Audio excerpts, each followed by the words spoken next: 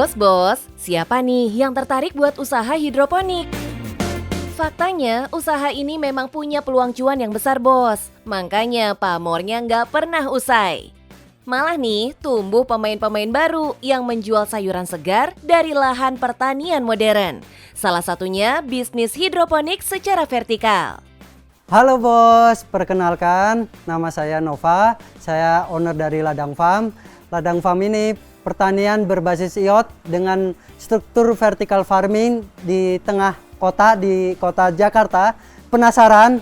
Tetap di Cuan Bos!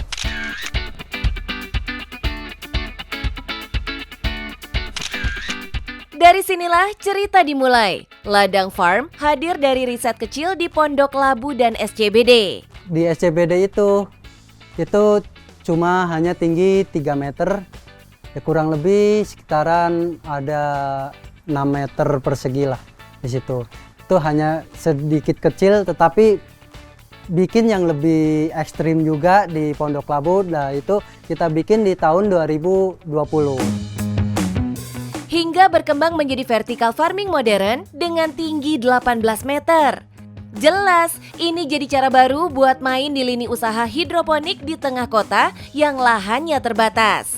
Ladang Farm ini memilih vertical farming ini karena tujuan kita itu di perkotaan. Karena kedepannya itu di perkotaan itu semakin sempit, semakin lahan pertanian itu semakin nggak ada. Di situ kita fokus di situ. Jadi kita memaksimalkan lahan yang sedikit tapi hasilnya maksimal. Hasilnya, di lahan sempit aja bisa menghasilkan panen 10 kali lebih banyak. Eits, nggak cuma itu bos. Ladang Farm juga menggunakan teknologi IoT untuk menjalankan sistem hidroponiknya bos. Di zaman serba modern, ini bukan sistem yang sulit dijangkau kok. Semua pelaku usaha pertanian sudah banyak yang pakai teknologi IoT, jadi bisa dipelajari kok bos. Sebelum saya masuk di Ladang Farm ini, sebelumnya saya di IT.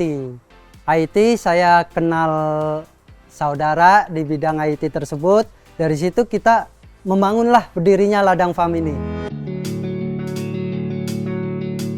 Dengan berbekal ilmu IT, Nova belajar dunia pertanian secara otodidak dan menggabungkan teknologi Internet of Things dalam proses bertani. Kita di sini bisa menggunakan Android juga, terus kita semuanya itu di programnya itu menggunakan otomatis semua juga. IoT itu fungsinya itu untuk mempermudah dan mempersingkat pekerjaan di pertanian. Contohnya temperatur, contohnya pompa, dan kita bisa ngetes di jarak kejauhan. Dengan menggabungkan dua ilmu ini, intinya sih bikin semua proses jadi otomatis dan bisa dipantau lewat HP bos. Jadi petani tidak perlu cek satu-satu, tapi suhu, kadar air, hingga pemberian nutrisi sudah terkontrol secara digital. Oh iya bos, dalam membangun vertical farming, ada banyak hal yang harus dipertimbangkan. Mulai dari menentukan struktur yang kokoh dan efisien, memilih tanaman yang tepat untuk kondisi minim cahaya, hingga menyusun takaran nutrisi supaya pertumbuhan tanaman tetap optimal. Vertical farming itu kita minim cahaya, jadi kita harus mencocokkan tanaman terlebih dahulu yang minim cahaya, baru kita eksekusi di situ. Bukan hanya itu saja bos, kebutuhan operasional juga harus dipikirkan. Vertical farming butuh grow light, yang artinya listrik jadi pengeluaran paling besar. Listrik itu cukup besar, dikarenakan kita menggunakan struktur yang vertical farming itu dan kita menggunakan lampu. Jadi setiap tanaman itu kita harus mempunyai target bobot agar kita biaya operasionalnya itu cukup. Solusinya, setiap tanaman harus punya target panen yang jelas. Dan yang penting harus bernilai ekonomi tinggi. Jadi tidak semua jenis sayur bisa masuk sistem ini. Hanya tanaman yang bisa bikin balik modal dan hasilkan cuan banyak yang dipertahankan. Setelah melalui berbagai uji coba, akhirnya Ladang Farm menemukan produk andalan yang pas dengan sistem ini.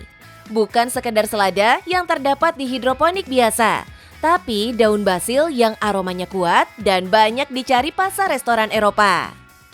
Nah bos, ini adalah salah satu bestseller kita, daun basil, yang sering digunain di resto-resto, dikarenakan wangi, segar, dan berkualitas. Basil itu salah satu rempah penting dalam kuliner Italia, bos. Daunnya punya aroma segar, wangi, dan agak pedas. Biasa digunakan untuk saus tomat, pasta, sampai pizza khas Italia. Karena selain wangi, warnanya hijau cerah yang melambangkan bendera Italia merah putih hijau. Kenapa kita impor? Karena kualitasnya terjamin.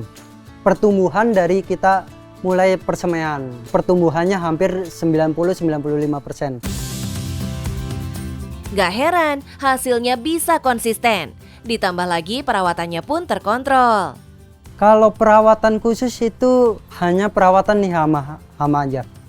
Jadi kita cukup pengendalian hama secara kita cek setiap hari, dan yang kedua kita cek nutrisinya sesuai aturan.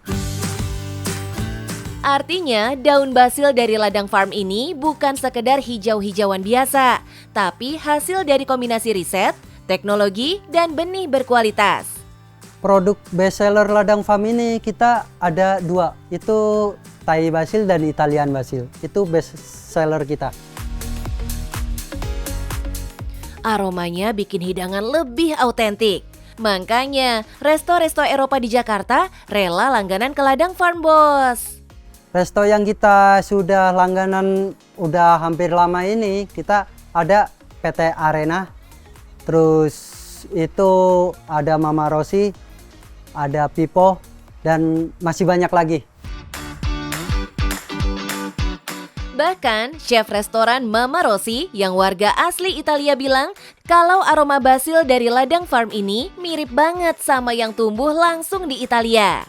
Jadi nggak heran kalau permintaan basil di pasaran sekarang stabil tinggi karena tren kuliner kita udah makin global, bos.